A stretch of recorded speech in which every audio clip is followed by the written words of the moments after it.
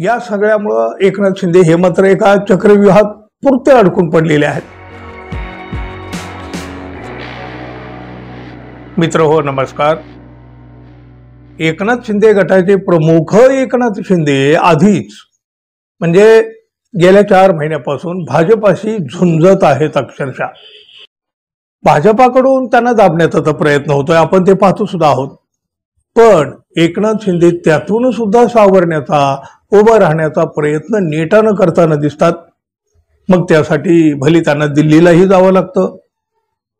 भाजपा मात्र त्यांना काही केलं काहीही जमू देत नाही। त्यात एकनाथ शिंदे गटाचे एक नेते अडचणीत येऊ लागले आहेत। आता बघा, हा खरंच योगायोग आहे की महायुतीतलाच बडा मित्र पक्षच एकनाथ शिंदे यांना अडचणीत आणण्यासाठी राजकीय खेळी करीत आहे, याची चर्चा होऊ लागली आहे सध्या। शिंदे गटाचे नेते, आमदार, मंत्री एका पाठोपाठ एक अशा अडचणीत येताना दिसू लागले आहेत। आमदार संजय गायकवाड, मंत्री संजय शिरसाट, दुसरे मंत्री शंभूराज देसाई हे तर सध्या चर्चेत आणि वादात सुद्धा आहेत। हे तिघेही एकनाथ शिंदे यांच्याच गटाचे नेते आहेत। आमदार संजय गायकवाड यांनी अलीकडेच शिवछत्रपतींच्या बाबतीत अवमानकारक भाषा वापरली, त्यामुळं उठलेलं वादळ शमण्याच्या आधीच त्यांनी गुंड मावल्यासारखा अवतार दाखवला। आमदार निवासातील कॅन्टीन मध्ये जाऊन त्यांनी गुंड मावल्यासारखी मारहाण केली हो। यामुळं एकनाथ शिंदे अडचणीत आले। एकनाथ शिंदे यांनी त्यांना समज दिली असं सांगितलं जात असलं तरी केलेल्या कृत्याबाबत गायकवाड यांना जरासा सुद्धा पश्चाताप झालेला नाही। आपण हे म्हणायची गरज नाही, त्यांनी स्वतःच्या श्रीमुखातून हे सांगूनही टाकलेलं आहे, पश्चाताप नाही। संजय गायकवाड यांनी केलेल्या नसत्या उद्योगानं खळबळ उडवून दिलेली असतानाच एकनाथ शिंदे गटाचे मंत्री संजय शिरसाट हे एका मोठ्या प्रकरणामध्ये चर्चेत आले। चर्चेत काय म्हणजे खरं तर वादात सापडले। पैशानं भरलेल्या बॅगेसोबत बसलेले असतानाचा त्यांचा एक व्हिडिओ व्हायरल झाला बघा। शेजारी बॅग, त्यात पैसे आणि हे सिगारेट ओढत बसलेत बनियनवर। आता बघा, या बॅगेत पैसे नव्हते असा बचाव त्यांनी केलेला आहे, पण त्यावर विश्वास ठेवायला कोणी तयार नाही।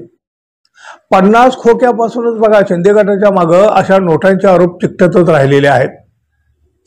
त्या धुळ्याच्या विश्रामगृहावर सापडलेल्या घबाडातही शिंदे गटाच्या आमदारांचं नाव पुढे आलं होतं, अर्जुन खोतकरांचं।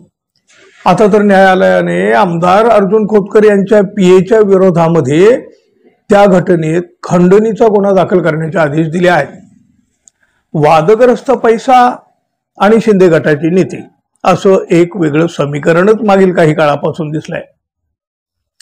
त्याशिवाय शिंदे गटातील नेते, आमदार, मंत्री यांची बेताल आणि बेलगाम वक्तव्य एकनाथ शिंदे यांना अडचणीत आणत आहेत, त्यांनाच गोत्यात आणत आहेत।